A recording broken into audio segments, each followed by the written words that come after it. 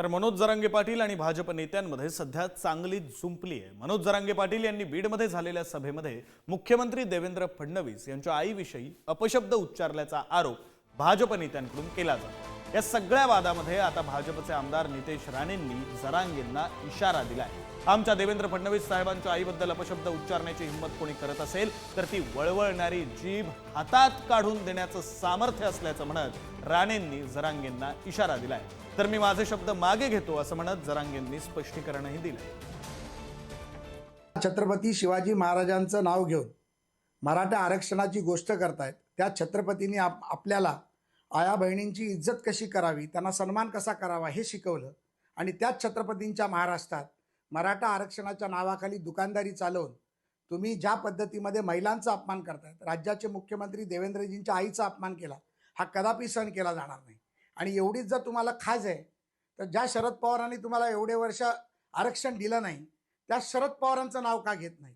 आणि तुम्हाला निवडणुका आल्या की राजकीय भांडवल फुटतं आणि आरक्षणाचं तुमची नौटंकी सुरू होते। ज्या शिवरायांचा आपण आदर्श घेतो त्या छत्रपती शिवरायांनी नेहमीच प्रत्येक माता भगिनीचा आदरच केलेला आहे।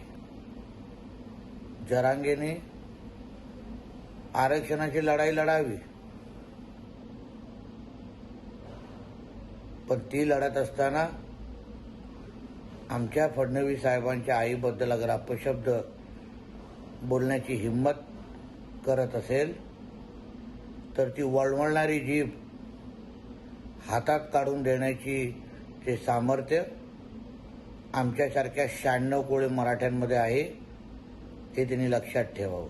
अरे मी बोललोच नाही ना, त्याच्या आईला मी बोललोच नाही। त्याची आई तशीच आमची आई आहे, आम्ही ते सन्मान देणारे आहेत। आणि बोललो असलच कदाचित ओघात शब्द मागं घेतला, मी माझा शब्द मागं घेतो, काय अडचण आहे? तर मनोज जरांगेंच्या आंदोलनावरून सुप्रिया सुळेंनी सरकारला खोचक टोला लगावलाय। 250 आमदारांचं महायुती सरकार आरक्षणाचा मुद्दा सोडवेल असं सुप्रिया सुळेंनी म्हटलंय। तर लोकांनी विश्वासानं निवडून दिलंय, मग त्यांना मार्ग काढावाच लागेल असंही सुप्रिया सुळे म्हणाले। प्रत्येकाला आपलं मत मांडण्याचा अधिकार आहे अशी प्रतिक्रिया अजित पवारांनी दिली। कायदा सुव्यवस्थेचा प्रश्न निर्माण होणार नाही याबाबत काळजी घ्यावी लागते असंही अजित पवारांनी म्हटलं। 250 आमदारांचं जे सरकार आहे ना, काय त्याचं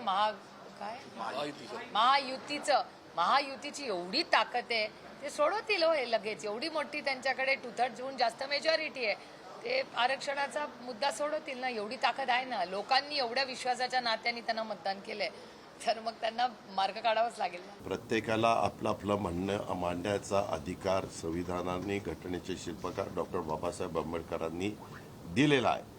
त्याच्यावर प्रत्येकजण आपापल्या परीने तो मुद्दा तिथं मांडण्याचं काम करतो।